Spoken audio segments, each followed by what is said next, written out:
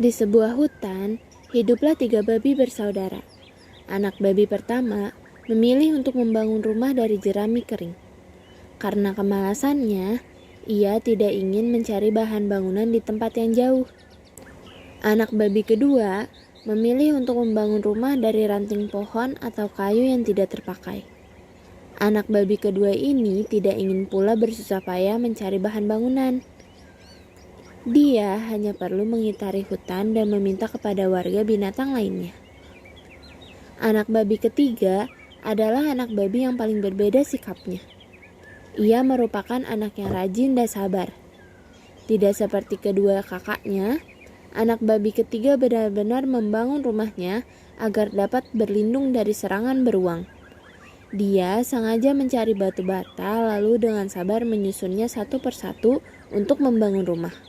Sementara itu, beruang jahat besar yang lapar datang menuju rumah babi kecil pertama yang terbuat dari jerami. Babi kecil, biarkan aku masuk, kata beruang. Bukan dengan rambut di dagu-daguku, teriak babi kecil pertama. Kalau begitu, aku akan marah dan aku akan marah dan aku akan meledakkan rumahmu. Lolong beruang lapar.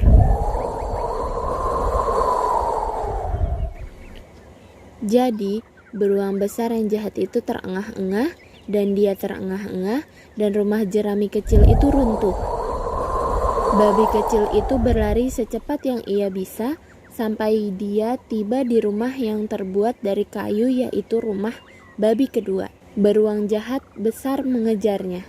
Babi kecil, biarkan aku masuk. Bukan dari rambut di dagu-dagu kita, teriak babi-babi kecil yang ketakutan. Kalau begitu, aku akan marah dan aku akan marah dan aku akan meledakkan rumahmu. Jadi, beruang jahat yang besar itu terengah-engah dan rumah tongkat yang goyah itu roboh. Kedua babi kecil itu terus berlari, terus dan terus, sampai akhirnya mereka sampai di rumah babi kecil ketiga. Jangan khawatir, kami aman di rumah bata saya yang kuat, kata babi kecil ketiga saat mereka mendengar suara ketukan di pintu. Babi kecil, biarkan aku masuk, kata suara yang akrab. Itu beruang.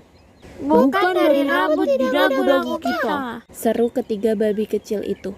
Kalau begitu, aku akan marah dan aku akan marah dan aku akan meledakkan rumahmu. Lolong beruang lapar. Jadi, beruang besar jahat itu terengah-engah dan dia terengah-engah dan dia terengah-engah, tetapi tidak ada yang terjadi. Rumah itu bahkan tidak goyah. Beruang itu sangat marah dan sangat lapar. Dia naik ke atap dan melompat dari cerobong asap. Beruang itu mendarat di perapian dan membakar bulunya di atas api. Dia melompat keluar dari cerobong asap dan lari secepat mungkin. Adapun babi-babi kecil, mereka hidup bahagia selamanya. Di rumah mereka yang terbuat dari batu bata, mereka tidak pernah melihat beruang jahat besar itu lagi.